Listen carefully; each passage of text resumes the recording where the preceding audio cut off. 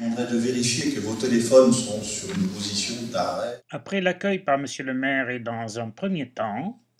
Dans un deuxième temps, donc, nous aurons une série de 5 témoignages.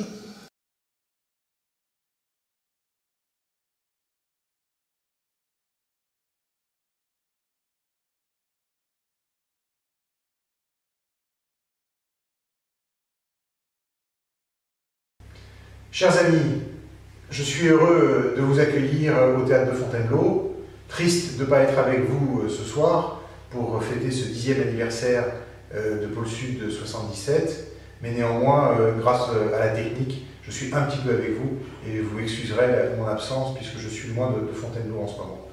Je tenais néanmoins à pouvoir dire quelques mots parce que c'est un anniversaire important que vous allez fêter ce soir. 10 ans d'une belle aventure. Pôle Sud 77, Denis Oulès, une idée au départ, réunir les hommes de bonne volonté, ceux qui participent à faire le développement économique de ce grand territoire qu'est le Grand Gâtinais, Sud-Seine-et-Marne, Loiret, Yonne, des territoires qui subissent des découpages administratifs différents mais qui sont portés par une même réalité géographique mais aussi par une même tradition industrielle et économique. Et Denis, sans doute, sentant que l'économie allait de plus en plus se décliner au niveau des bassins de vie et des territoires, a initié un mouvement qui, au fil des ans, eh bien, s'est concrétisé dans un vrai réseau qui a été mis en place avec des partenaires institutionnels, avec des partenaires économiques, des entreprises, les chambres de commerce, bref, différents acteurs qui sont tous à chacun dans leurs compétences et chacun dans leur rôle des acteurs du développement économique. Donc un très bel anniversaire à vous, non pas un anniversaire à Denis, mais en tous les cas un très bel anniversaire à vous tous, parce que ce qui a été initié par vous, cette capacité à décloisonner, cette capacité à fédérer, cette capacité à susciter l'adhésion, à mettre en avant des bonnes initiatives, des bonnes pratiques, à mettre en avant des créateurs d'entreprises, à faire le lien entre le monde économique, le monde universitaire, le monde académique, le monde institutionnel et politique, eh bien, les financeurs aussi, bref, tous ceux qui peuvent amener leur pierre au développement économique. Donc cette capacité-là à fédérer, vous l'avez réussi, il faut le poursuivre. 10 ans, c'est une étape, ce n'est pas une finalité, et je suis certain que pour les 10 prochaines années, c'est avec toujours beaucoup d'enthousiasme, d'énergie, et surtout de motivation, de ténacité, que vous continuerez à entretenir ce qui a été construit et à faire que ce qui a été construit puisse se développer encore plus. Donc un très bel anniversaire à vous tous. C'est la raison pour laquelle nous, Pôle Sud Paris, eh bien, on dit qu'il faut développer des innovations pour de nouvelles activités exportatrices. Et c'est la raison pour laquelle, depuis 2005, avec une première conviction, une leçon d'économie numéro 1, l'économie productive créatrice de richesse d'un territoire avec ses frontières et sa balance du commerce extérieur. C'est celle qui est faite avec le sol, le sous-sol, les nappes aquifères, les lacs et les rivières, et avec la science de sa recherche et de ses ingénieurs pour fabriquer les produits essentiels dont on a besoin en évitant de les importer, ou bien pour fabriquer des produits sophistiqués, des moteurs d'avion, ou bien des produits de luxe, des parfums, du champagne, afin de vendre à l'extérieur de nos frontières, ce qui permet d'acheter tout ce que l'on n'a pas, le pétrole, des minerais spéciaux, etc. Et c'est l'économie productive qui génère l'économie résidentielle, celle de la femme qui nous a fait naître, celle des enseignants qui nous apportent des connaissances, celle des médecins et hôpitaux qui nous soignent, celle des juges, avocats, gendarmes, policiers qui assurent notre sécurité, même le BTP en dépend, parce qu'on ne construit les murs d'une ferme que si on exploite les champs autour, on ne construit les murs d'une usine ou bien les logements des ouvriers, techniciens, ingénieurs, que si l'usine est prospère. Et donc, les économistes résument, c'est un emploi de l'économie primaire productive qui génère 3 à 6 emplois de l'économie résidentielle, ce qui conduit à ne pas confondre création d'emplois et création de richesse.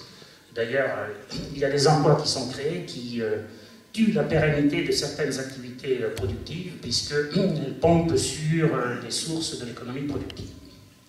Deuxième conviction, on aboure un territoire pertinent, celui du Grand Gâtinais, celui des 8 bassins de vie qui sont bien connectés par un réseau de transport collectif ferroviaire.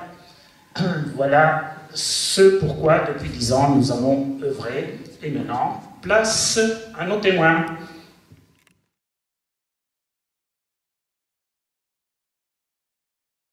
Pour ça, nous nous sommes organisés, comme je vous le disais tout à l'heure, en 5 séries de témoignages qui vont nous permettre de revoir, parce que la plupart ont déjà fait l'objet d'exposés, mais de bien comprendre un peu les idées qui étaient derrière et les apports.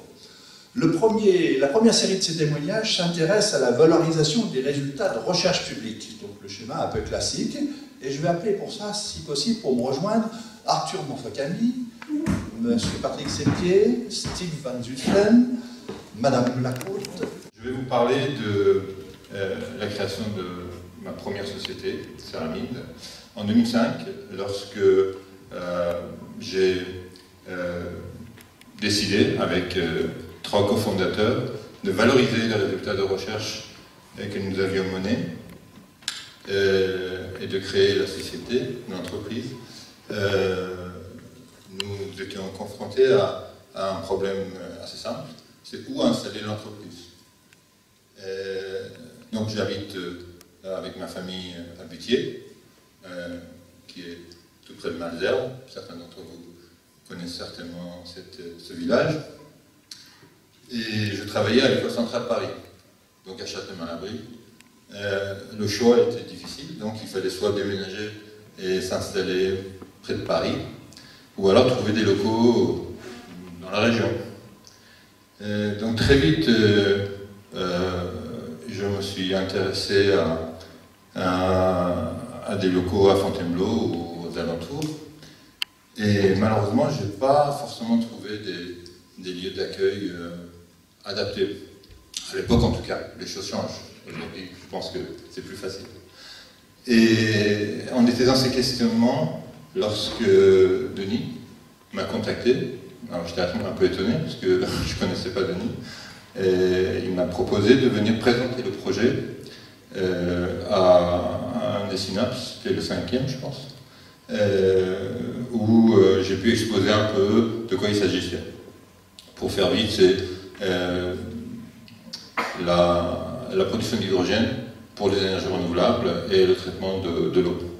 Et suite à cette présentation, j'ai été très vite mis en contact avec le comité de communes de Moret-sur-Loing, à travers M. Septier, ici présent. Et on a été vraiment soutenus pour pouvoir installer la société dans cette région. Les efforts ont été, je pense, très grands, puisque la communauté nous a proposé de bâtir un bâtiment adapté à nos besoins, et on s'est installé. Donc, merci beaucoup. Et aujourd'hui, la société Ceramide emploie une quinzaine de personnes, fait un chiffre d'affaires d'1 million d'euros en 2014, j'espère plus cette année et encore davantage l'année prochaine. Et en tout cas, c'est une société qui a ou qui peut avoir de l'avenir. Très intéressé par la démarche qui avait été faite par l'entreprise Ceramide et puis Arthur.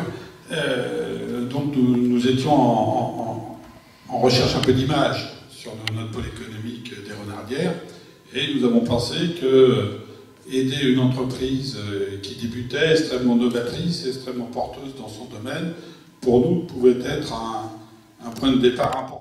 Et puis nous avons loué le bâtiment, bien évidemment, et voilà. Et donc ça s'est développé, ça nous a permis également d'attirer d'autres entreprises qui ont dit bon, il y a de la recherche, il peut y avoir d'autres opportunités sur tout ce qui est un peu tout l'environnement. Voilà. Et donc aujourd'hui, nous avons plusieurs entreprises que nous aidons à s'installer sur cette zone un peu avec le même principe. Voilà, donc c'était une bonne rencontre et je souhaite que pendant longtemps encore, nous puissions collaborer pour ce développement. Donc moi, Steve Van Zutphen, je suis hollandais de nationalité. J'ai suivi un parcours de chercheur classique avec des études puis une thèse et je suis venu en France en 2005 pour un postdoc à l'école polytechnique donc à Saclay. À ce moment-là, avec mes collègues, j'ai fait une invention de polymère qui peut lier des métaux, qui était très intéressant à l'époque, donc on l'a breveté, mais on n'a pas fait autre chose avec tout de suite. Après, moi, j'ai pris un travail ici à Fontainebleau, ou avant, chez Corning, où j'étais chercheur pendant quelques années, avant qu'il y avait une plan de restructuration, comme ils aiment bien faire à Corning, dont j'ai profité pour partir et me remettre sur le projet de polymère, donc obtenir une licence de brevet de Polytechnique et puis pouvoir créer une entreprise autour de ça. Donc ça c'était en 2010. C'est au tout début que j'ai rencontré Denis à une occasion de présentation de projet à l'INSEAD. Grâce à cette mise en relation, on a pu travailler avec des professeurs et des étudiants d'INSEAD pour vraiment travailler le côté business plan et développement de la société. Et puis après, une fois créé la société, on a aussi besoin de locaux. Donc on a encore une fois tourné vers Denis, qui nous a mis en relation avec les gens de la communauté de communes de Nemours.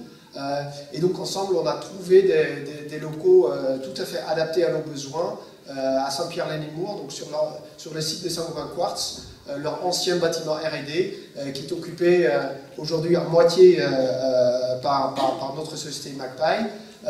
Et depuis un an aussi de notre créateur d'entreprise ici présent, Meaxon, qui fait de la maintenance industrielle et qui a mis en place notre outil de production.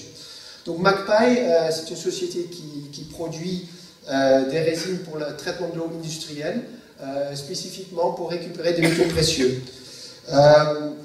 Donc j'espère que c'est une entreprise exportateur, en tout cas, tous nos clients sont à l'étranger. Quand vous avez eu quelqu'un hollandais venant ici avec une idée géniale et autre, comment vous avez réagi? Alors, je dirais que c'est un petit peu différent oui, un petit peu différent effectivement du témoignage de Patrick Septier, mais ça a tout son intérêt puisque, alors je reviens et j'en profite pour saluer Denis et le remercier publiquement, même si je le ferai encore tout à l'heure, le remercier publiquement de son engagement auprès des entreprises et auprès des petites start-up, des gens comme vous, hein, qui ont des projets qui sont pour nous des vrais chercheurs sur notre territoire.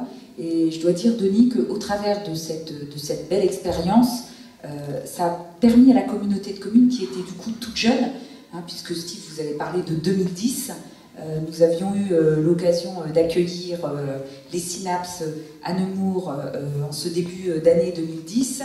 Donc c'était pour nous l'occasion, au travers de l'accueil des Synapses, de lancer cette démarche et de démarrer dans cette compétence développement économique.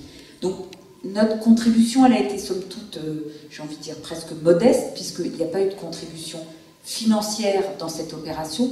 En revanche, une réelle prise de conscience pour la communauté de communes d'aider à l'installation d'une start-up sur notre territoire. Donc effectivement, les liens avec Saint-Gobain étaient importants, mais bon, vous connaissez l'évolution de l'activité de Saint-Gobain, tout un peu comme Corning, sur notre territoire. Donc il était important pour nous de renouer, d'amplifier ces liens et de prendre conscience avec l'entreprise Saint-Gobain que finalement des locaux existants pouvaient tout à fait être loués à une petite start-up. Donc ça a été là notre rôle de facilitateur, hein, de mettre, même si c'était 2 entreprises de chaque côté, d'avoir une collectivité qui vienne au milieu travailler sur l'élaboration d'un partenariat, d'une convention. Le deuxième point pour notre communauté de communes, ça a été un vrai déclencheur sur la nécessité pour une collectivité de réfléchir au parcours résidentiel d'une entreprise. Et c'était ça en fait pour nous le déclic, c'était de se dire comment attirer une start-up sur notre territoire, l'implanter sur le territoire, la faire vivre sur le territoire et pouvoir dans le temps proposer à terme l'évolution de cette entreprise. Parce que notre espoir et le vôtre, c'est de grossir, hein, bien évidemment, c'est de créer des emplois. Et c'est vraiment l'interrogation qu'on a eue dans notre communauté de communes, ce qui du coup a déclenché la réhabilitation de bâtiments pour y faire ce qu'on appelle des ateliers relais. Donc c'est la possibilité pour des artisans qui démarrent d'avoir un petit bureau et des locaux pour pouvoir y stocker leur matériel, et puis la possibilité de regarder sur l'ensemble du territoire une offre immobilière d'entreprises, mais qui permettent d'accueillir des entreprises plus importantes ou de permettre à des entreprises de grossir. Donc c'est ce qu'on est en train de regarder, et c'est vrai que j'avoue qu'en créant cette communauté de communes, c'était pas forcément cette démarche que l'on avait à l'esprit. Je m'appelle Benoît Gobard, j'ai créé une entreprise qui s'appelle Extramat et qui conçoit et qui produit des engins de manutention, de petite manutention pour l'agriculture et le BTP. J'ai rencontré Pôle Sud Paris via à l'époque Oseo qui m'a permis dans un premier temps de participer ou d'aller à des conférences où de jeunes entrepreneurs, et, enfin pas forcément jeunes, mais des porteurs de projets ont présenté leur projet à des investisseurs. Et ensuite, j'ai participé l'année dernière à un bootcamp à l'INSEAD où on m'a confié avec des élèves, nous avons travaillé pendant 48 heures sur la présentation de mon projet, de l'entreprise pour lever des fonds et puis pour également avoir une vision financière de son entreprise pour son développement et puis également pour la valorisation de l'entreprise et de la propriété intellectuelle qui est liée au produit.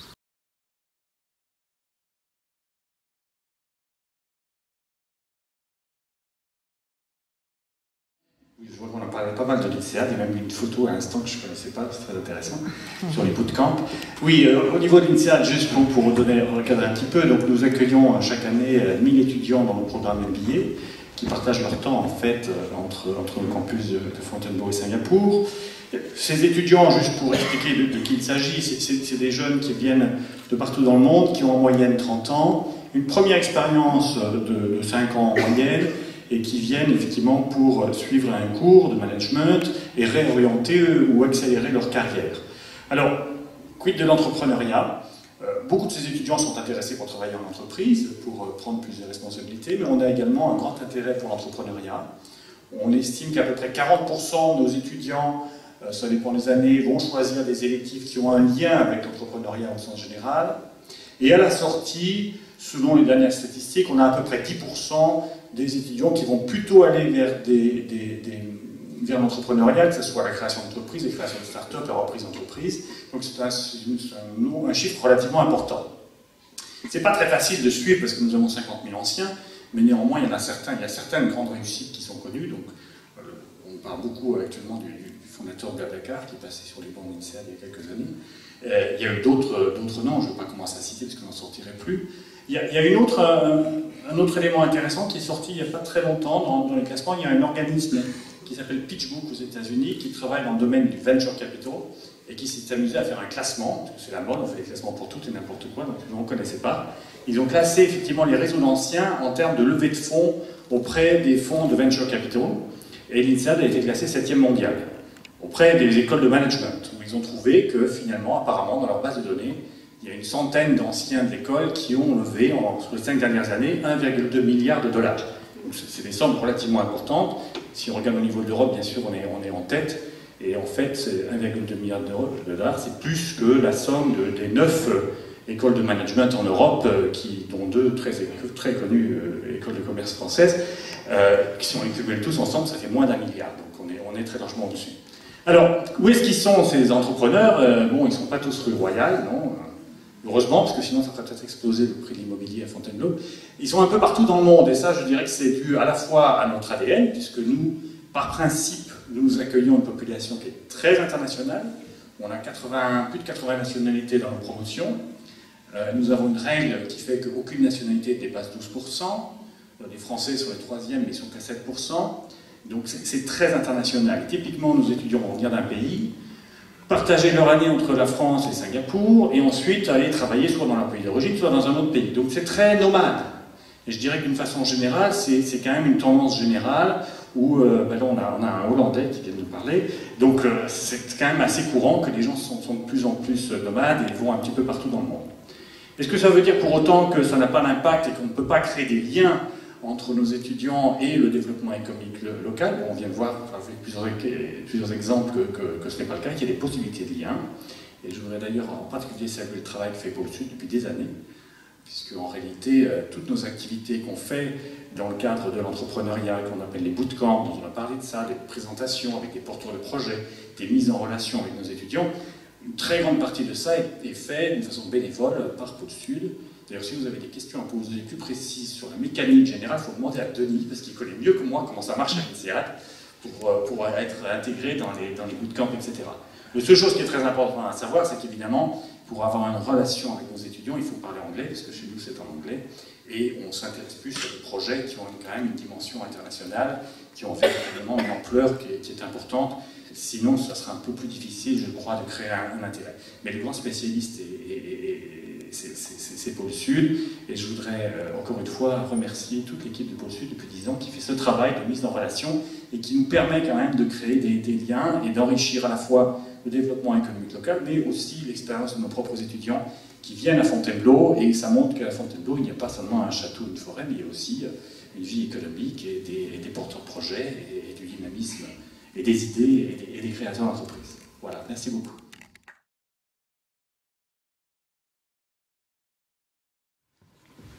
Donc, bonjour à tous, Luc Bélière, je suis président de la société Sofracer, à Villemandeur, juste à côté de Montargis. Nous sommes spécialistes de la mesure de viscosité, pionniers dans le domaine, créateurs d'un principe de mesure en ligne, et nous exportons 90% de notre fabrication, enfin 90% du chiffre d'affaires à l'export, un peu partout dans le monde. La mise en relation avec Pôle Sud a d'abord été faite effectivement par le rapprochement qu'il y a eu et la dynamique qui avait été créée par Pôle Sud auprès de la Chambre de commerce du Loiret. Et notamment, je me rappelle d'une conférence de Loïc Sadoulé, professeur à l'INSEAD, justement, au cours d'une assemblée générale de la Chambre de commerce, auquel je siège en tant que président du Conseil de développement de l'agglomération de Montargis. Et puis ensuite, Denis Houlès m'avait demandé de devenir administrateur du pôle. Alors en 2007, Pôle Sud Paris avait créé une dynamique qui a été rassemblée dans un groupement d'intérêt collectif, public, voilà, le GIP Sud 77, et avait réussi à embarquer justement la Chambre de commerce du Loiret là-dedans. Et on avait essayé de financer une étude et puis initier des coopérations dans le domaine de la vibroacoustique, parce qu'on s'était rendu compte qu'il y avait quand même pas mal de compétences sur le territoire.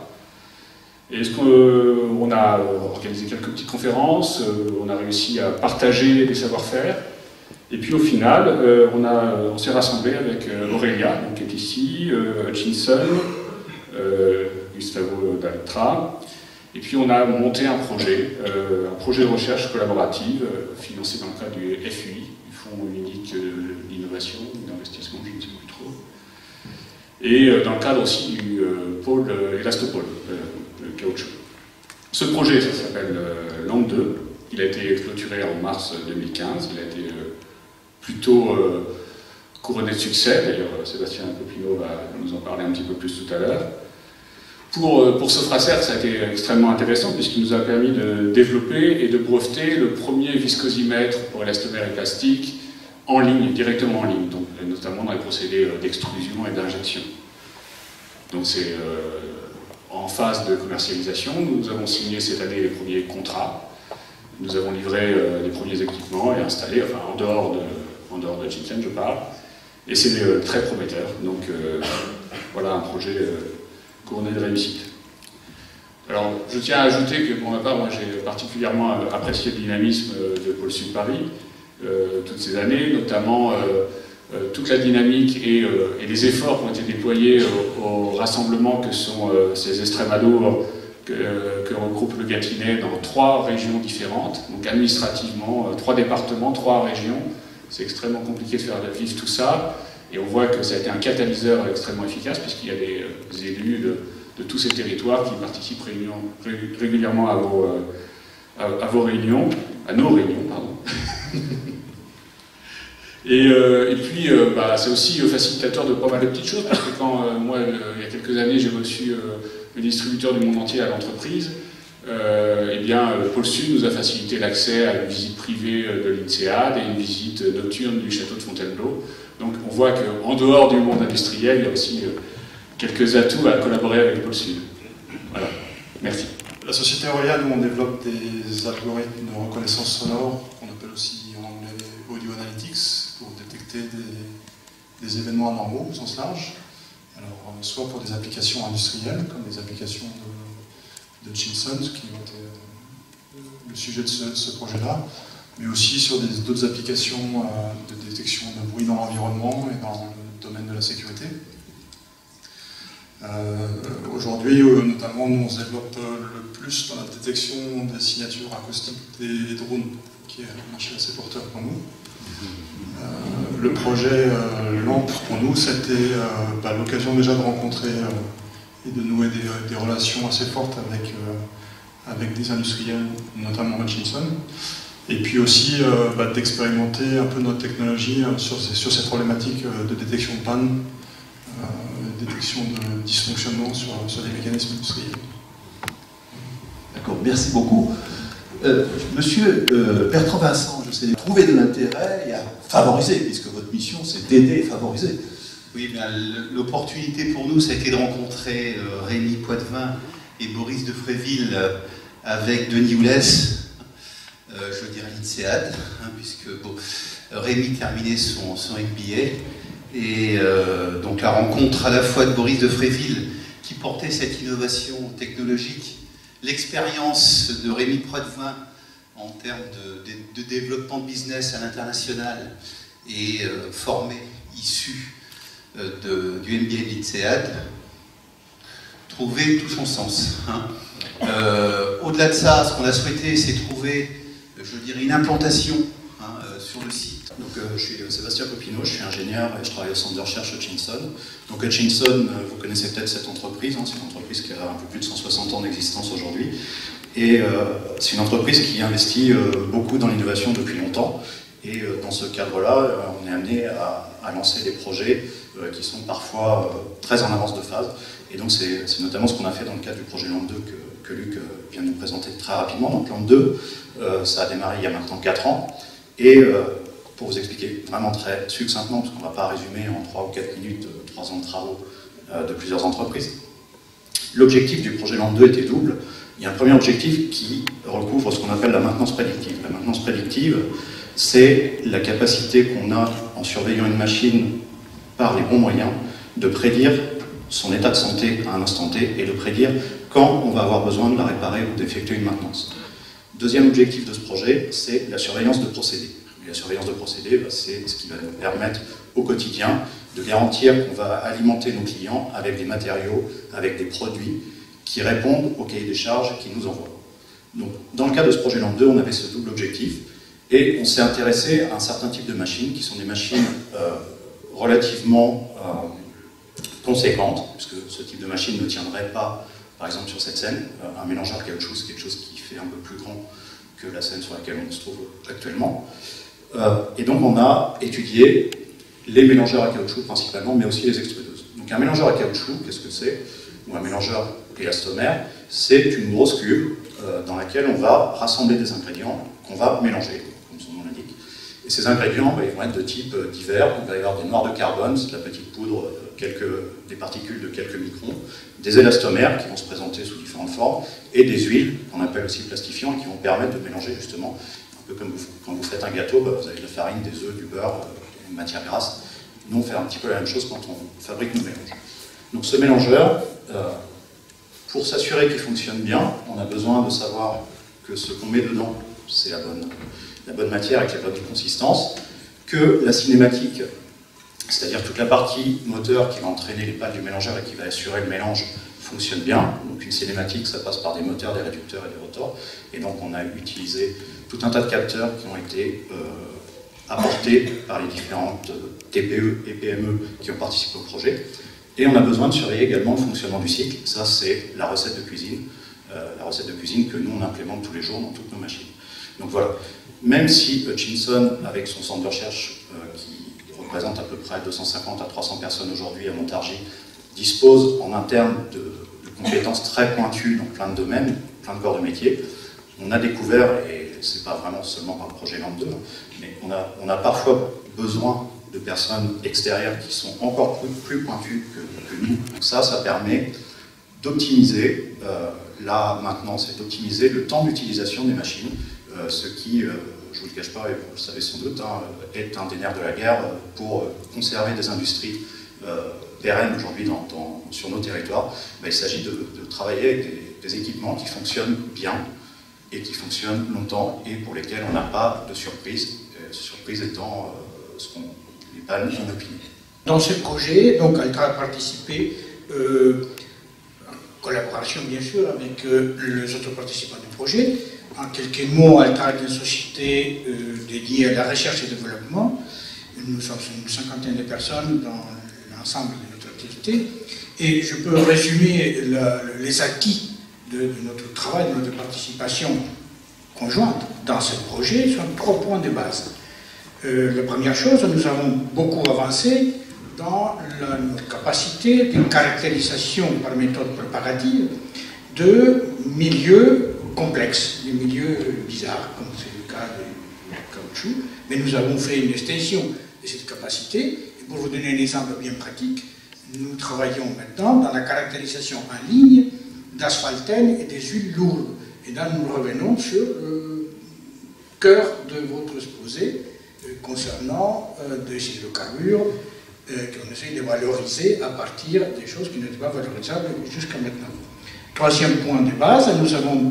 Deuxième point, nous avons beaucoup avancé dans nos capacités de contrôle et conduite des procédés à distance. Et l'exemple peut-être le plus intéressant, nous travaillons aujourd'hui avec le Messier Bugatti pour le contrôle à distance, la surveillance et l'optimisation du procédé très critique de fabrication de composites qui intègrent les freins des avions. Donc quelque chose qui, de toute évidence, exige des compétences très pointues. Et en troisième lieu, quelque chose d'un peu plus conceptuel, le travail que nous avons développé ensemble nous a permis, par exemple, avec la société Sofracer, avec Aurélie aussi, d'aller au-delà des sujets que nous avons traités dans ce projet et de pouvoir travailler, de développer, d'avancer dans d'autres secteurs d'application à partir de la connaissance de nos méthodes de travail que nous avons acquis. Il parlait d'une collaboration autour des technologies vibroacoustiques entre une entreprise de Seine-et-Marne et une entreprise du Loiret. Nous avons beaucoup d'exemples où on a des petites entreprises, des PME qui viennent par exemple de Brive-la-Gaillarde, qui étaient spécialisées dans les produits actifs dans les cosmétiques, qui se sont rencontrés dans le cadre du CEDEP avec un grand groupe de géophysique et qui ensemble, en discutant informellement, ont développé un énorme projet pour une grande entreprise de cosmétiques internationale.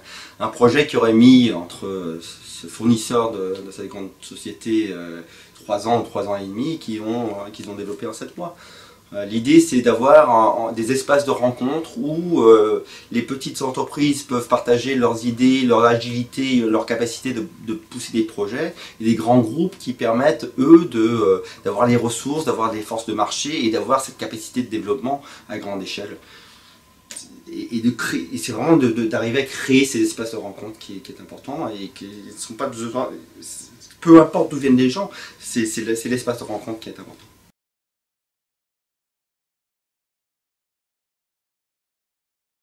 Il est possible donc d'avoir des expériences parfaitement réussies à l'international. Et je pense que peut-être pour commencer, on va demander à Brune Gérard de nous présenter l'aventure Oxand. Je parle d'aventure parce qu'elle me semble tout à fait remarquable. Comment, partant d'un petit emploi, quelque part en Seine-et-Marne, on peut devenir patron d'une très grande entreprise internationale. D'abord, merci de m'accueillir, ça me fait très plaisir. Effectivement, donc, quand j'ai démarré mon aventure en 2002, j'ai créé donc la société Oxand. J'étais dans cette petite entreprise qui est EDF, au centre des Bonardières.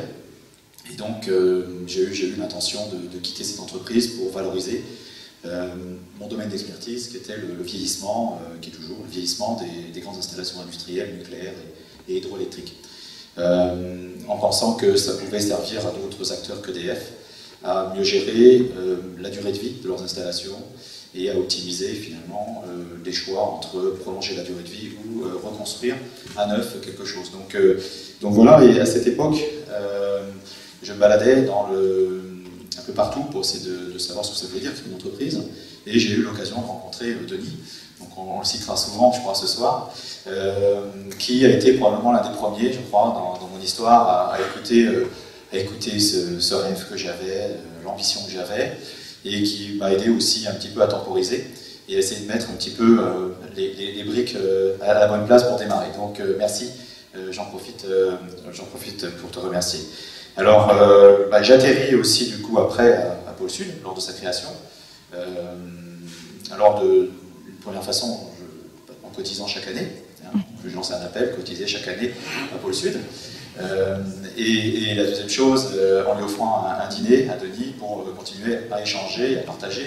Et je note que j'apprends encore des choses, puisque je me dis qu'il y a des choses qu'il faut qu'on fasse entre Auxand et Hutchinson et Aurelia probablement. Voilà, donc en deux mots, Auxand, je ne sais pas si en deux mots, donc on est le spécialiste du vieillissement, de la gestion des grandes installations industrielles et publiques.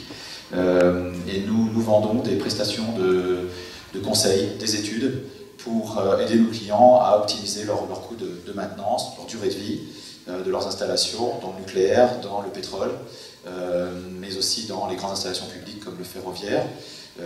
Juste deux, trois exemples très rapides. Le logiciel qui aujourd'hui, on vend du logiciel aussi, le logiciel qui aujourd'hui optimise l'inspection des 5000 bâtiments de l'aéroport de Paris, c'est le logiciel Simeo d'Auxand. Le logiciel qui aujourd'hui optimise l'ensemble des coûts de maintenance sur les prochaines années du patrimoine de la défense nationale, donc les casernes, les ports, les aéroports, c'est 80 000 infrastructures, c'est Simeo avec Auxand.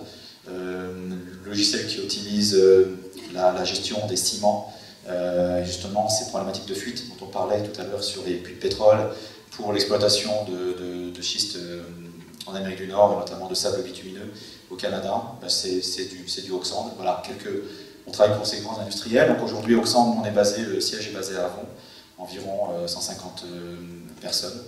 Et on fait 70% de nos revenus un peu partout dans le monde, et 30% seulement en France. Mais donc voilà. On retrouve bien ici à la fois le local, mais aussi l'aventure internationale, la croissance. Tout est possible à partir d'ici, tout à fait, quand on veut. Voilà, et un peu de sueur. Voilà, un peu de sueur, de persévérance. Voilà. Je pense des startups qui se développent sur nos territoires. Juste un petit exemple, moi j'en profite maintenant, j'ai la possibilité d'être un peu business angel. Et donc voilà, je cite deux entreprises que je voulais vraiment mentionner.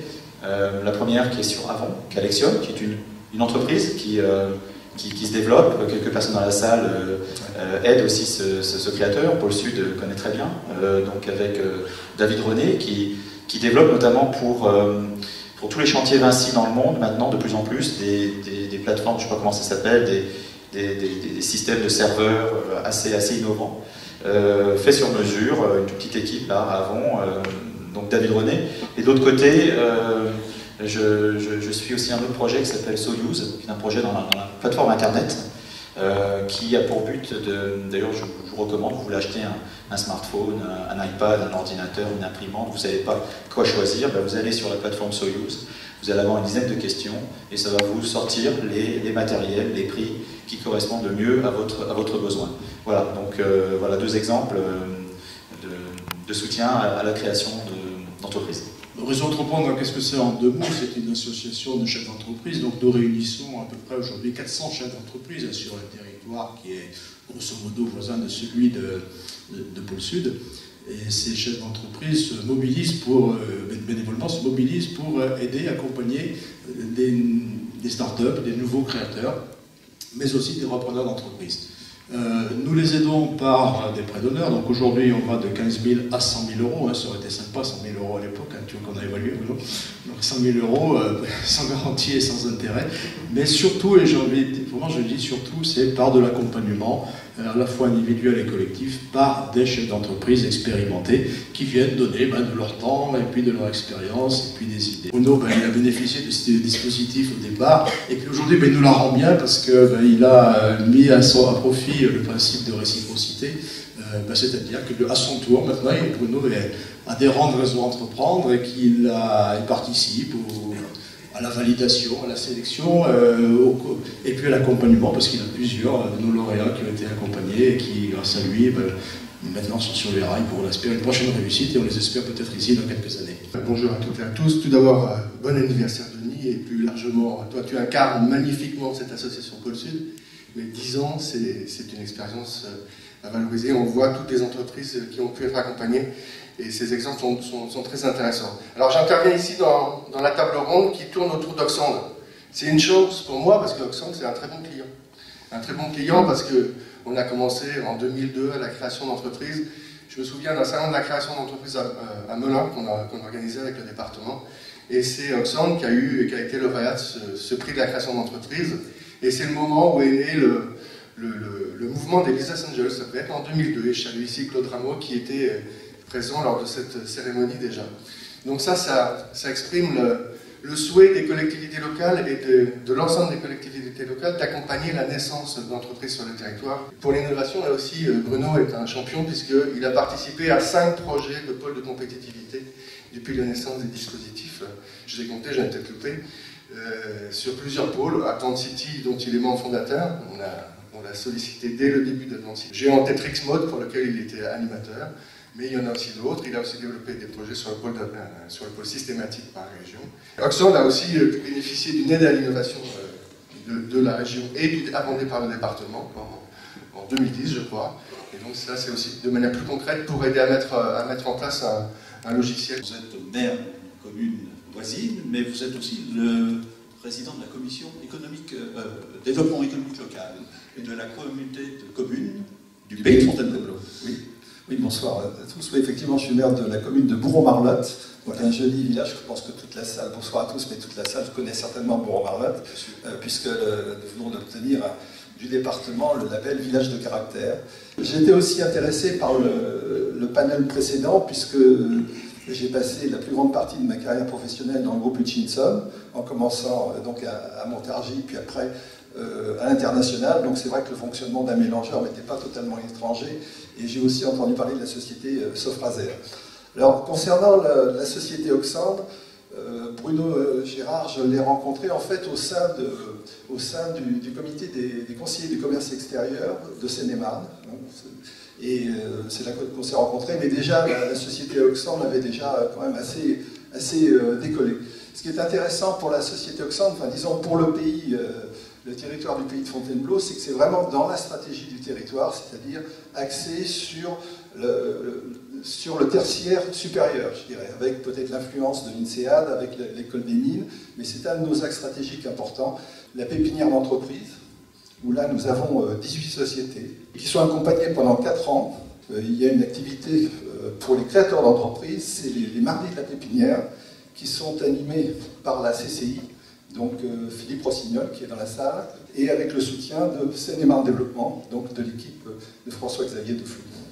La société Andpresso, qui est une aventure tout à fait aussi intéressante, en plein d'activités, plein de développement. Et votre témoignage me semble tout à fait important. Bonsoir à tous, je suis ravi d'être là et de participer à ce témoignage pour le Sud. Donc Andpresso, c'est un petit pousset par rapport à Oxand. Néanmoins, on est une société qui est extrêmement innovante, qui s'est développée sur 2 innovations sur le concept de la machine à café portable. La première machine à café expresso portable manuelle et depuis 2 ans, la première machine expresso 12 volts qui fonctionne dans les voitures. Nous exportons à 90% notre production. Parmi nos clients prestigieux, le groupe Volkswagen, même si ça a perdu un petit peu de sa super récemment, Audi et Skoda. On a bien souvent bénéficié des services facilitateurs de Pôle Sud et de Denis Oulès.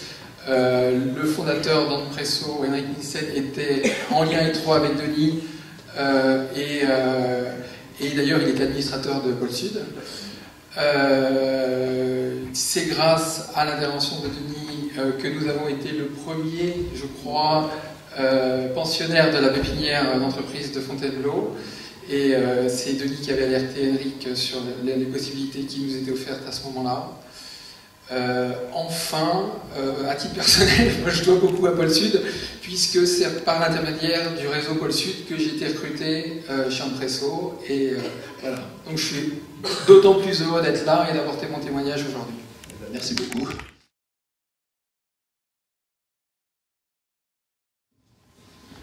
Oui, bonsoir. J'ai un peu l'impression d'être à la cérémonie des Oscars ici. J'espère qu'on va avoir une petite statue à la fin. Peut-être. On verra, j'y compte. Oui, moi j'ai fait ma carrière professionnelle internationale chez Corning.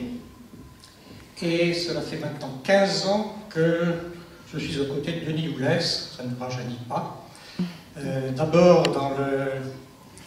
chez Résif, dont on a parlé il y a quelques instants, et puis ensuite dans Pôle Sud Paris. C'est cela qui, en 2012, nous a conduit, Pôle Sud Paris, Denis et moi, à réfléchir et à créer une structure de business angel pour aider les créateurs d'entreprises sur le territoire du Grand Gâtinais. Donc, depuis 2012, nous existons. Aujourd'hui, nous représentons 20 membres dans cette association. Aujourd'hui, nous avons investi un peu plus de 500 000 €. Nous avons rejoint, tout récemment, une autre association de business angel qui couvre le nord du département de Seine-et-Marne, qui s'appelle Club Invest. Et nous formons aujourd'hui un groupe qui est d'une certaine importance, dont le président est Gilles Bachet, qui est peut-être dans la salle, et qui vous avait présenté ce qu'était Club Invest lors des premières synapses en 2005. Alors, qui sont les business angels? Les business angels sont des personnes physiques qui ont une expérience professionnelle acquise dans des grands groupes, dans des structures plus modestes, ou même dans des professions libérales, qui ont acquis une expérience, qui ont créé des réseaux, et qui sont prêts et souhaitent mettre cette expérience et ces réseaux à la disposition de créateurs d'entreprises. Alors, nous investissons en moyenne, c'est difficile d'avoir des statistiques, mais typiquement l'investissement se part entre 10 000 et 100 000 €, suivant les possibilités de chacun et aussi suivant les qualités des projets qui nous sont soumis. Et la théorie veut que sur une dizaine de projets, une dizaine d'investissements, il y en ait un ou deux qui soient des grands succès et qui permettent de compenser les pertes qui sont occasionnées dans les autres investissements. En fait, c'est certainement pas pour devenir riche qu'on devient business angel. Alrel, c'est quoi? Eh bien, d'abord, elle a été co-créée par Alain Basset, mon collègue et moi-même. Et en fait, on développe des hydroliennes de rivière. Des hydroliennes de rivière, ce sont des systèmes qui sont positionnés dans une rivière, comme leur nom l'indique, et qui produisent de l'électricité à partir de l'énergie cinétique de l'eau, c'est-à-dire la vitesse de l'eau. On a créé la société il y a 4 ans maintenant, et on est en phase de finalisation d'un premier prototype. Bon, on a des machines en test. Alors, pour être dans l'esprit du témoignage, ce que je voulais dire, c'est qu'on a rencontré Denis Oulès il y a un peu plus de 2 ans. Donc on était vraiment à la phase de démarrage, on avait fait une maquette, enfin bref. On a eu l'occasion, grâce à vous, de présenter notre projet donc, à plusieurs personnes de PSP. Le projet a été retenu comme intéressant et donc plusieurs investisseurs donc, du BAG ont mis un investissement lors de l'ouverture du capital qu'on a fait fin 2013. Cet élément-là, il est, sans jeu de mots, capital. Quand on a monté la boîte avec Alain, on a dû mettre royalement 15 000 € chacun. Bon, c'est déjà pas si mal, mais très insuffisant. Les maquettes, les premières, on les fait dans un sous-sol, mais au bout d'un moment, il faut quand même passer par des entreprises et donc il faut les payer. La difficulté, c'est que pour avoir un emprunt, on ne vous prête pas au-delà de vos fonds propres. Donc du haut de nos 30 000 euros, au mieux, on pouvait prétendre à 30 000, ce qui était notoirement insuffisant. Et donc, en fait, avoir eu cet investissement du BAG et d'autres investisseurs, quand on a cherché à augmenter le capital, on a rencontré pas mal de business angels. Et en fait, on ne les a pas retenus, on s'est permis de choisir. Leurs valeurs ne nous convenaient pas. Ce sont des gens qui, eux, ont un raisonnement de financier. Je mets 1, je veux récupérer au moins 4 ou 5, et vous vendez votre boîte pour que vous puissiez me payer. Ce truc-là, on n'en voulait pas, et on a dit, on préfère tout arrêter plutôt que de travailler avec des gens comme ça dans le capital. Ça, je le souligne parce que les valeurs du BAG ne sont pas celles-là. Vous raisonnez par rapport à une pérennité d'entreprise, une entreprise qui se développe, qui croît à tous les sens du terme, et ça, on l'a beaucoup apprécié. Dites-nous en quelques mots, et en quoi les investisseurs aussi sont importants.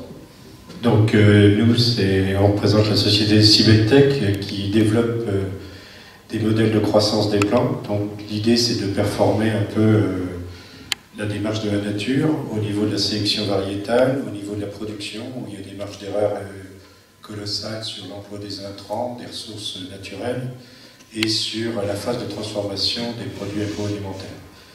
Donc nous, la démarche qui nous a intéressés auprès du BAG, c'est d'avoir une complémentarité avec des investisseurs institutionnels, et comme le disait Madame, l'intérêt c'est aussi la valeur des personnes.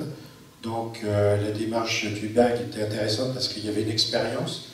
Alors en plus, il y avait les retrouvailles entre M. Deloy, qui est un ancien centralien, et mes associés qui sont des centraliens, puisque Cybeltech est quelque part un spin-off de l'école centrale. Donc naturellement, les grands esprits se sont rencontrés avec Denis Oulès, qui est une personne qui nous avait mis tout de suite en contact et qui avait percuté sur la première présentation que j'avais pu faire.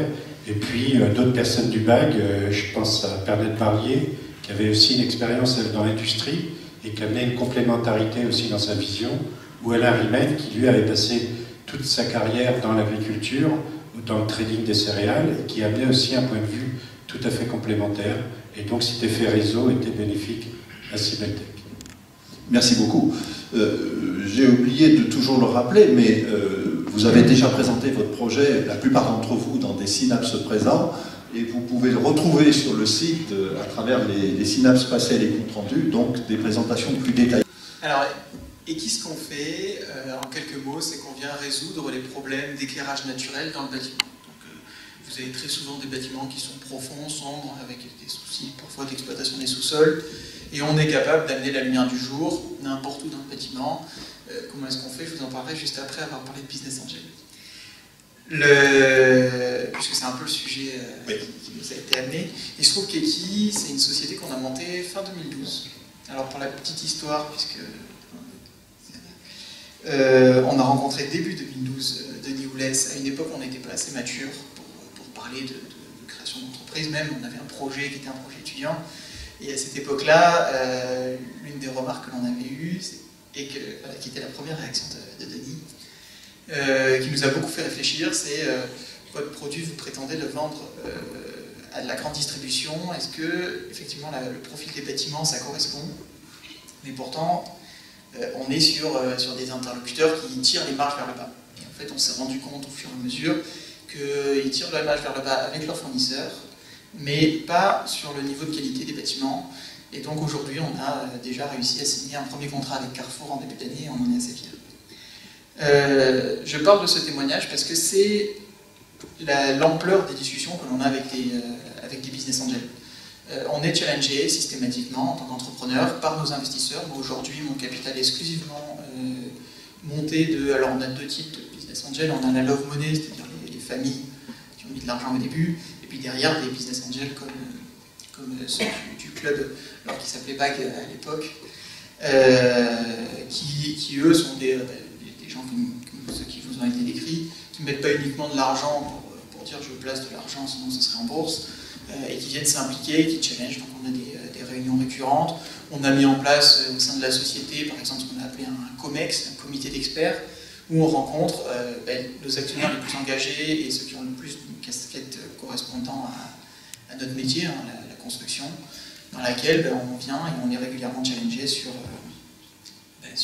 comment est-ce qu'on vend, à qui on vend, quel est le matériel et quels sont les problèmes, les problématiques que l'on va rencontrer. Vous avez remarqué que je suis assez jeune, l'ensemble de mon équipe doit présenter une moyenne d'âge de 27 ans. Quand on s'attaque à un marché qui est aussi stagnant que celui de l'univers du bâtiment, c'est une vraie problématique d'avoir des gens qui ont vécu dans cet univers et qui sont capables de nous accompagner.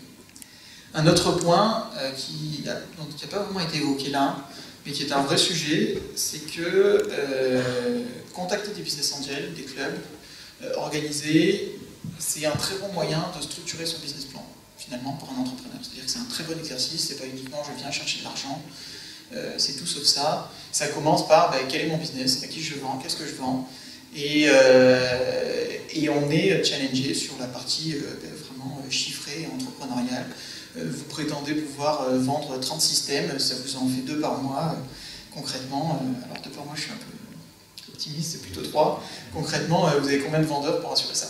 Et ça pousse l'entrepreneur à être droit dans ses bottes et à monter un plan de développement et un projet d'entreprise qui est cohérent du début à la fin, alors que l'entrepreneur lui-même a plutôt une tendance d'être fonceur et rêveur.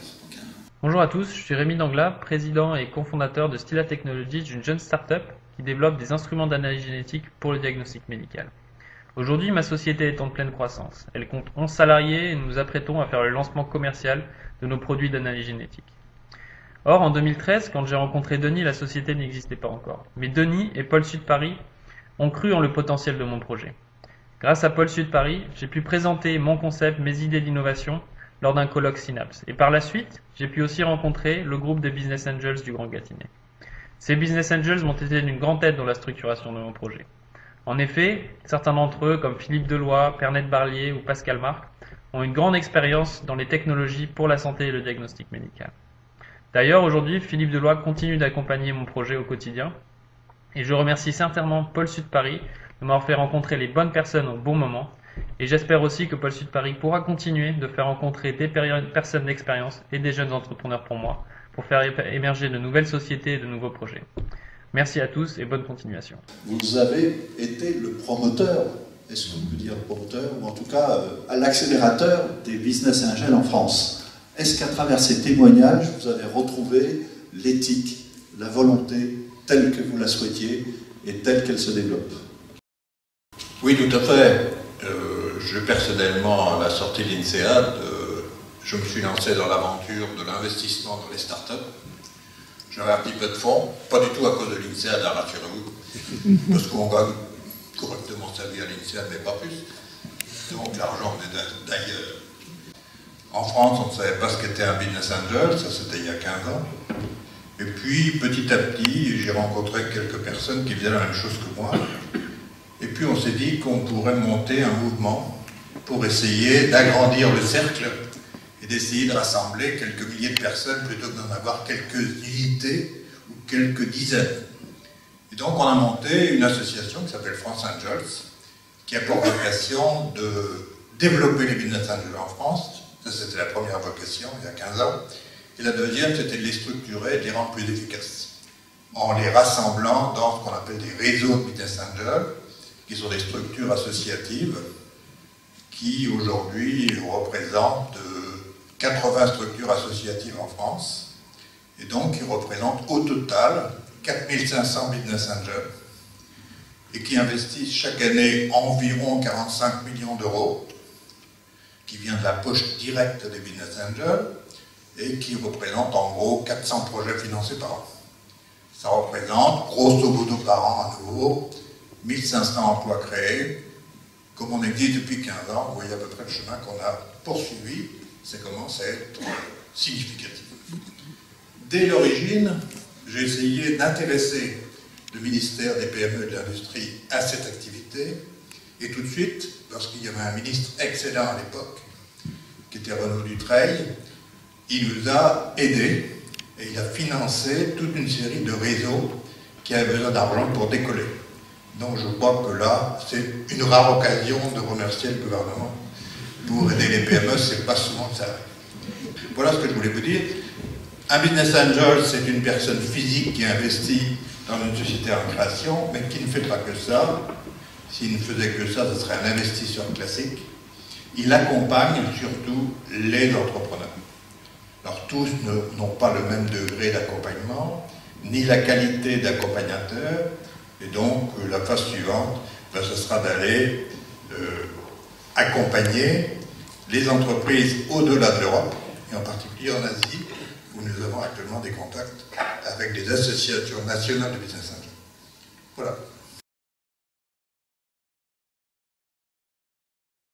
Bon, ce qu'il faut retenir, et de manière à ce que l'on puisse continuer donc, indépendamment de ce travail qui avait été fait, c'est probablement ils avaient dégagé que la région, au sens où on entend le Grand Gâtinais, se prêtait bien donc, à ce type de développement, à ce type de mise en place d'un dispositif quelconque, à la fois par la motivation qui existait, par les potentialités qu'on a illustrées plusieurs fois au cours de ces témoignages, et donc par la présence aussi d'un habitat dans ces trois culs de région, comme on dit des fois, qui sont donc un habitat qui est tout à fait agréable à vivre en tant que tel. Et une motivation, donc le modèle qu'il avait proposé, si vous vous souvenez, donc pour faire un peu le lien avec cette partie-là, avec son étude, donc c'était un modèle qui s'éloignait donc du modèle classique d'incubateur pour aller vers un modèle donc plus sophistiqué qu'on appelle aujourd'hui assez largement l'accélérateur. C'est-à-dire donc qui permet donc de développer les activités, de les accélérer, le mot est bien choisi, en sachant que sur le débat initial, l'aspect vraiment sorti par exemple de l'université ou autre, il y a des dispositifs qui existent et qui se mettent en place. Il avait également montré que ce dispositif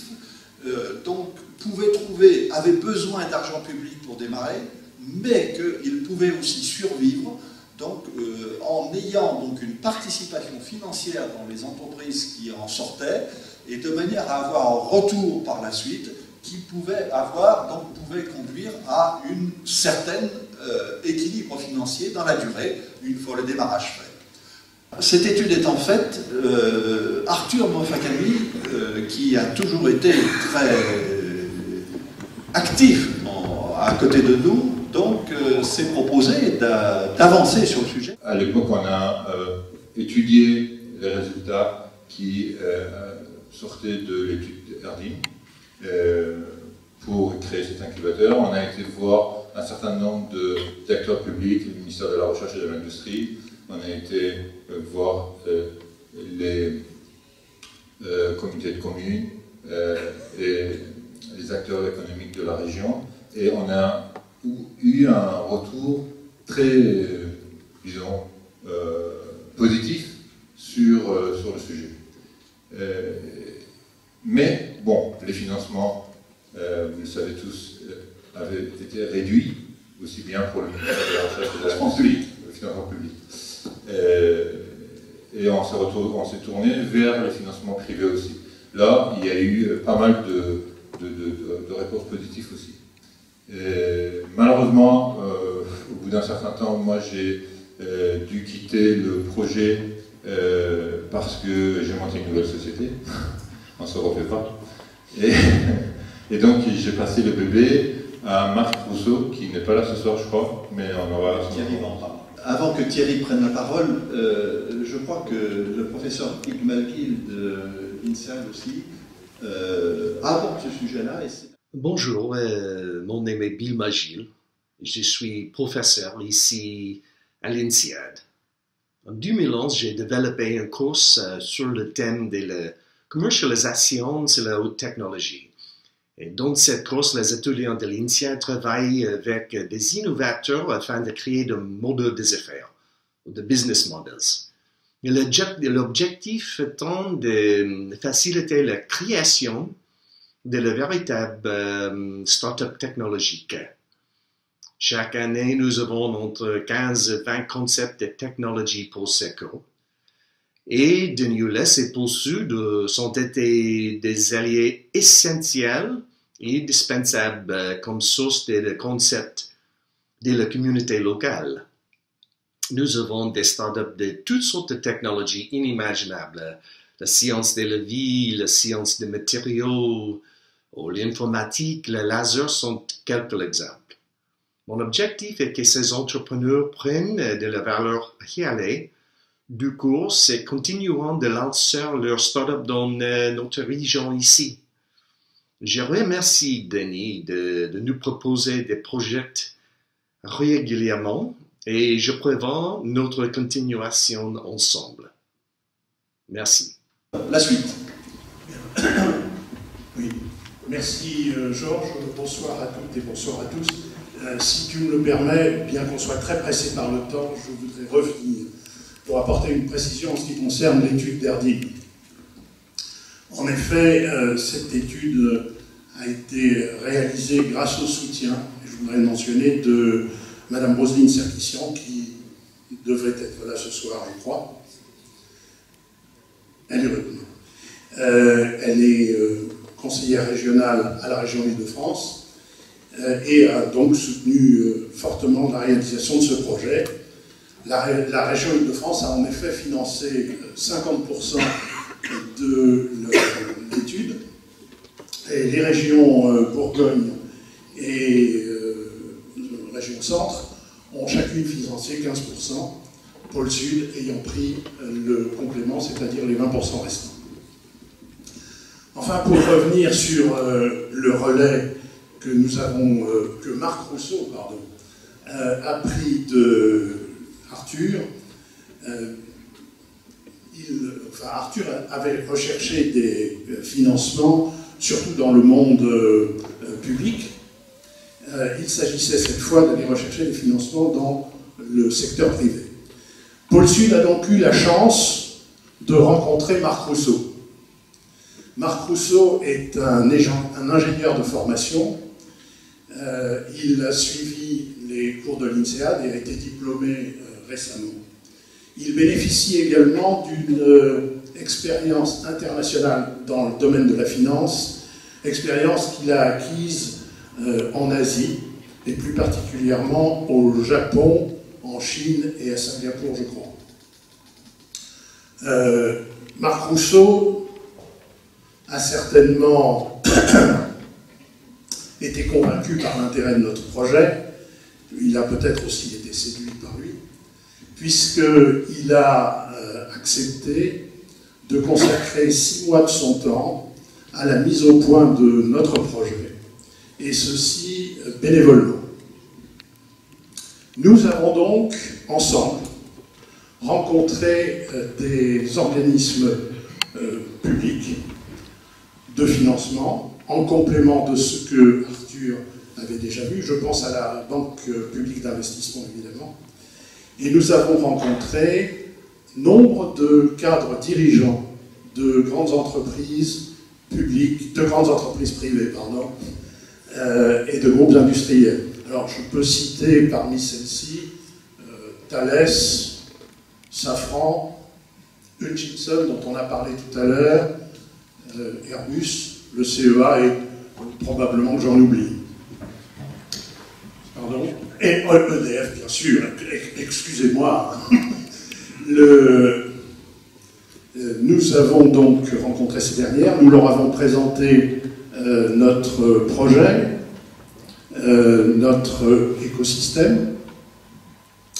Nous avons enregistré leurs commentaires, retenu leurs suggestions et monté un business model. Je voudrais témoigner de l'intérêt qu'ils portent à ce qu'on appelle l'open innovation.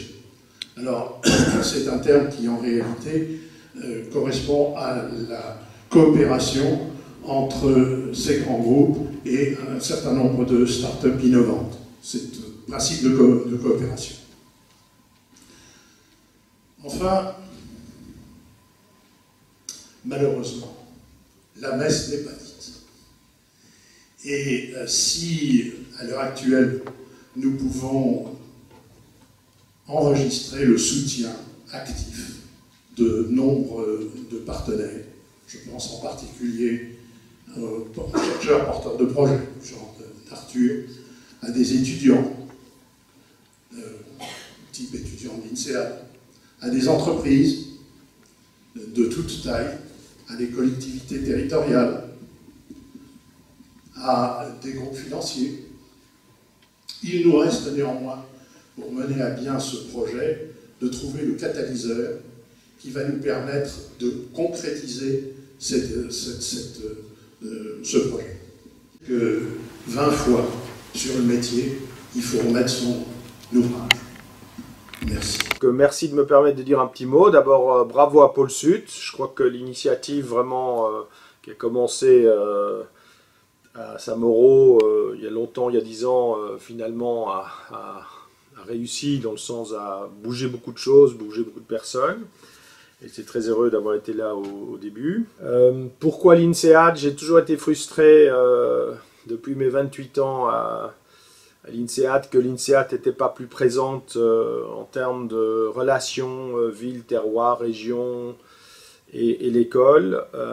Évidemment, elle est très présente dans les services, dans les restaurants, dans les locations, mais pas dans sa substance même, c'est la création d'entreprises. Et j'avais été peiné d'avoir eu un étudiant qui a été parfait, qui je crois aujourd'hui, avec la mobilisation des acteurs régionaux, sans doute serait resté, mais était parti à Barcelone parce qu'il n'avait pas trouvé les mains tendues régionalement. L'INSEAD n'est pas une pépite, mais des milliers de pépites, c'est-à-dire qu'on a quand même 1000 étudiants MBA par an, plus à peu près 5000 exécutifs qui passent par Fontainebleau et qui tous ont des idées de business. Ils sont tous ravis de venir à Fontainebleau, donc Fontainebleau attire, le pays de Fontainebleau, et ils adorent la forêt, ils adorent le lieu. Et donc l'idée de Pôle Sud était d'attirer ces gens-là pour des raisons business. Mais il faut s'organiser. Je crois que rien n'est facile dans la vie, donc il faut accueillir, il faut être ouvert, il faut s'intéresser.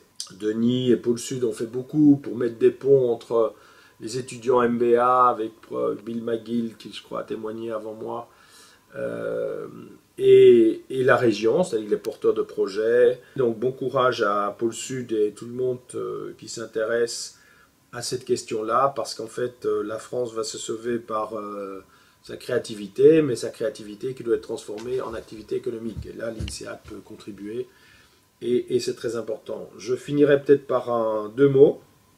La réputation de la France a fort souffert, surtout les dernières années.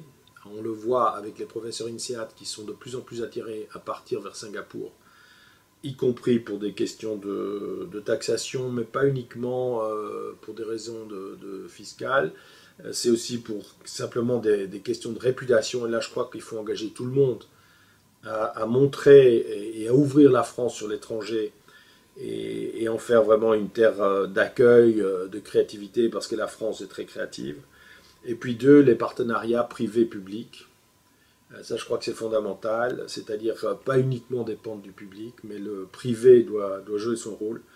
Et donc, en étant tellement convaincu de cela, j'ai mis la main à la pâte avec deux collègues, Laurent Berlier et Luc Darbonne de Darégal, pour fonder une association de développement des plantes aromatiques et médicinales Amis la Forêt, parce qu'il y a une autre pépite dans la région. C'est le Conservatoire national des plantes médicinales et aromatiques industrielles, qui est évidemment un conservatoire de tout ce qui est cette flore bio, et qu'on aimerait développer pour un cluster plutôt agro, bio, médicinal, cosmétique. Donc, comme bon professeur, j'ai été trop long, excusez-moi. Donc, bonne continuation, c'est fondamental pour la vie française, la vie de la région, et surtout travailler ensemble, ne vous disputez pas trop. Ce qu'il faut, c'est que la région progresse, et je crois que Pôle Sud a fait vraiment un très bon boulot, un très bon relais entre l'INSEAD et la région, et je crois que c'est bon pour la région, et je crois que c'est bon pour l'INSEAD aussi. Et là aussi, il y a encore des choses à faire. Mais bravo Denis, Georges, Thierry, Philippe Deloy et tous les autres, et bonne chance. Tu prennes la parole maintenant pour exposer un peu tes idées futures, puisque plusieurs ont dit que tu avais plein d'idées. Merci du fond du cœur aux 28 témoins qui se sont exprimés. Vos témoignages révèlent qu'il est possible d'être en relation avec des créateurs de jeunes entreprises technologiquement innovantes, à fort potentiel, à vocation exportatrice, très longtemps, bien avant qu'ils ne choisissent leur lieu d'implantation. Les exemples que vous avez vus, Business Angel, là, mais aussi les exemples d'apport de projets aux professeurs et étudiants de l'INSEAD, et puis aussi des exemples de mise en relation de start-up avec des grands groupes industriels qui sont ouverts à l'open innovation, comme l'a défini tout à l'heure Thierry. Tout ceci, je répète, montre qu'on peut être en contact avec ces créateurs bien avant qu'ils choisissent leur lieu d'implantation. Et les communautés de communes, mesdames les présidentes et présidents de communautés de communes, vous rêvez d'avoir des projets qui s'installent chez vous, tels que ceux que l'on a vus, Céramique, Oxand, Magpie Polymers. Alors, nous proposons, nous vous suggérons de vendre notre territoire à ces créateurs avant leur choix d'installation. De vendre vraiment les atouts du territoire. Comment? Alors comment? Eh bien, en organisant tout simplement un événement que l'on va appeler provisoirement rencontre des créateurs de Gâtinais, ou bien week-end studieux et festif pour les plus de 1000 créateurs de France entière dont nous avons l'adresse, les coordonnées, qu'ils soient de Saclay ou de Strasbourg ou de Bordeaux. Très souvent, ils sont tout simplement lauréats du concours national du ministère de la Recherche, c'est-à-dire qu'ils ont reçu une subvention de 30 000 à 300 000 euros pour amorcer leur projet. Qu'ils soient donc de Grenoble, Strasbourg ou Saclay, ils seraient invités avec un menu à 2 plats dans lesquels ils choisiront de multiples offres. Premier plat, week-end studieux, en leur proposant des rendez-vous avec les PME ou grandes entreprises du territoire, des PME internationales telles que ADR, telles qu'Elsimaï, telles que Daregal, telles que CML, ou bien des grands groupes, on les a cités, Safran, Hutchinson, Sanofi, Faurecia, Silec. En fonction donc des propositions de rendez-vous, de rencontres, les créateurs choisiront celui qui peut être client potentiel, celui qui peut être fournisseur, celui qui peut être partenaire. Et cela peut être aussi des laboratoires de recherche, DFR&D, École des Mines, Arvalis. Et puis le deuxième plat, le dimanche, eh bien, mesdames les présidentes et présidents de communautés de communes des 8 bassins de vie, vous leur offrirez des options de visite, de découverte de sites dont vous êtes très fiers, avec les facilités présentes, existantes, et en pensant à leur éventuel conjoint ou conjointe, et même dans certains cas aux enfants, tout ce qu'il faut pour accueillir des créateurs dans une région qui est attractivement résidentielle, enfin où on aime vivre, où nous aimons vivre. Alors, déjà pour avoir parlé un petit peu de ceci à quelques élus, certains nous ont dit, mais nous ont fait penser qu'il y avait un sous-produit qui devait très naturellement être fait. C'est tout simplement un document vidéo en anglais de 4 à 5 minutes qui présente le Grand Gâtinais pour, ne serait-ce que pour des grandes entreprises qui en ont besoin, Silec ou bien Safran qui a besoin d'embaucher un directeur commercial international venant du Canada ou d'Inde. Qu'est-ce qu'il leur propose aujourd'hui pour connaître la qualité résidentielle du territoire? Un tel document doit servir effectivement à faire connaître le Grand Gâtinais aussi bien à un étranger de Grenoble que de Vancouver ou de Séoul.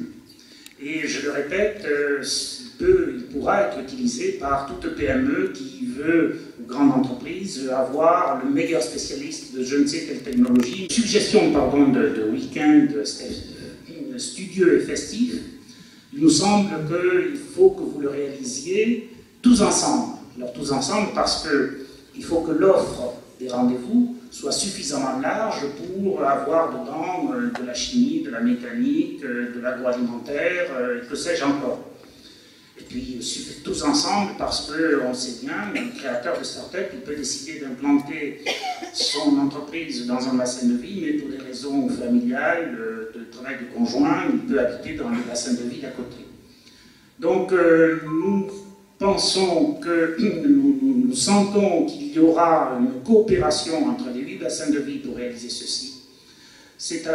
Nous mettons à votre disposition, nous avons le réseau de contacts, vous avez les atouts du territoire, je pense que ceci est réalisable, et pour ne rien vous cacher, pour en avoir parlé à quelques-uns, puisqu'il faut faire travailler 4 extrémités, 4 finistères de département ensemble, nous avons déjà un rendez-vous prévisionnel exploratoire avec des élus de 2 départements. Mais c'est vous, mesdames et messieurs les invités, d'encourager nos élus territoriaux vers ce projet. Et les initiatives. Alors, oui, mon cher Denis, je suis là à plusieurs titres. Alors, je prends toutes mes casquettes, tout particulièrement, effectivement, celle de présidente de l'Union des maires, mais aussi celle, je dirais, de présidente d'une communauté de communes, parce que tu as beaucoup parlé des communautés de communes, et puis un petit peu en tant que parlementaire. Alors, sur ton initiative, je vous rappelle, vous connaissez tous très très bien Denis, vous connaissez sa perspicacité à nous convaincre depuis déjà une dizaine d'années. Alors avant de parler de ton projet, je voulais tout d'abord, pour ces 10 années, j'ai réfléchi à un petit cadeau. Je me suis dit qu'une petite médaille, la médaille de l'Assemblée nationale, je me suis dit que c'était peut-être quand même de témoigner ton investissement sur notre territoire, sur la circonscription de Fontainebleau, même si tu dépasses très très largement cette circonscription. C'était un petit témoignage de mon soutien, du soutien de tous les élus qui sont présents dans cette salle, et puis de ton investissement pour le développement de notre territoire. Alors je voulais tout d'abord te remettre cette médaille de l'Assemblée nationale pour ton engagement sur le Sud Seine-et-Marne. Merci de...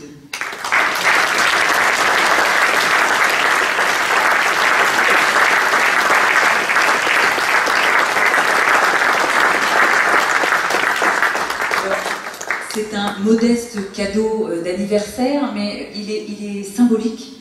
Et j'en viens au deuxième point,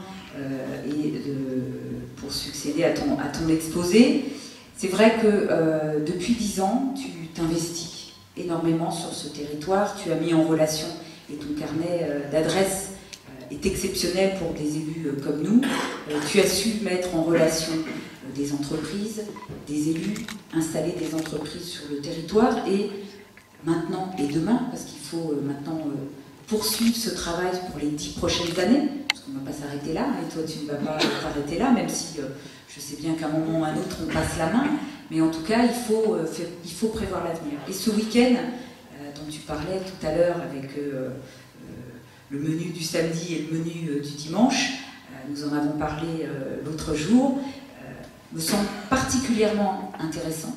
Et je pense que c'est au travers de tous les présidents de communautés de communes qui sont là, ou de vice-présidents, moi en tant que parlementaire et présidente de l'Union des maires de Seine-et-Marne, que l'on puisse effectivement l'année prochaine travailler ensemble, trouver ensemble le lieu idéal, alors qui peut être Fontainebleau, qui peut être Nemours, qui peut être Moret, je ne sais pas, qui peut être, on va rester quand même dans le sud, mais dans le Grand Gâtinais, donc ça peut être aussi des communes qui sont à proximité, pas forcément sud Seine-et-Marne, mais qui sont sur ce Grand Gâtinais, pour effectivement organiser ce week-end qui me semble particulièrement riche pour les entreprises, mais aussi pour nos territoires, parce que j'ai bien aimé tout à l'heure, et je crois que c'est là-dessus qu'il faut insister, on a dans les communautés de communes cette compétence développement économique, mais on a aussi des compétences importantes comme le tourisme, comme j'ai envie de dire le cadre de vie, l'urbanisme au niveau des communes, et c'est vrai que pour attirer une entreprise, certes le volet économique est important, le volet financier est important, mais je crois que le volet cadre de vie est particulièrement important. Et je donnerai juste un petit parallèle avec la problématique de santé, où on a des médecins qui petit à petit partent à la retraite, et on est en train, le pays de Fontainebleau, à monter sa maison de santé, le pays de Nemours est en train de construire son projet de maison de santé, le Gâtinais Val de Loing, et j'ai vu son président dans la salle, est en train aussi de monter sa maison de santé. Et ce qui peut attirer des médecins, et ce qui peut attirer aussi des chefs d'entreprise, c'est d'avoir des activités autour, c'est d'avoir des équipements publics qui permettent à ces entreprises, à ces chefs d'entreprise de venir sur notre territoire avec leur famille. Et c'est là aussi où nous, élus, nous avons un rôle. Et de proposer effectivement à ces startups, ces entreprises qui ont envie de s'investir sur notre territoire, c'est aussi de leur montrer les richesses de ce sud Seine-et-Marne qui finalement n'a pas à rougir du nord du département ou même des autres départements, même si l'objectif c'est pas du tout de mettre en concurrence les territoires, mais c'est de pouvoir effectivement faire découvrir aux investisseurs potentiels notre territoire. Donc je suis à ta disposition entière pour que l'année prochaine nous puissions trouver effectivement la bonne formule qui permette d'organiser ce week-end qui me semble particulièrement riche et intéressant. En tout cas, je voulais encore publiquement, Denis, te remercier pour ton investissement sur notre territoire. Et je crois que sans toi, tous les témoignages d'entreprise de ce soir n'auraient pas vu le jour.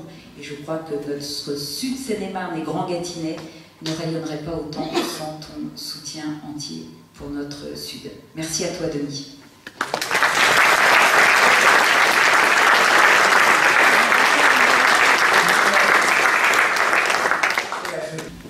Merci pour cette médaille, merci, c'est un signe très réconfortant et encourageant, merci infiniment. Et puis, merci pour le soutien l'année prochaine. Ce que je vous propose, c'est d'abord de remercier infiniment les 24 témoins qui se sont succédés. Vous avez été formidables. Je remercie évidemment la ville de Fontainebleau qui nous a prêté ce théâtre ce soir. Je vous invite à prendre un pot, et c'est l'association, elle est bien gérée par son trésorier qui vous le paie. C'est peut-être modeste, mais enfin c'est un anniversaire, donc c'est en sortant sur la salle, dans la salle à droite.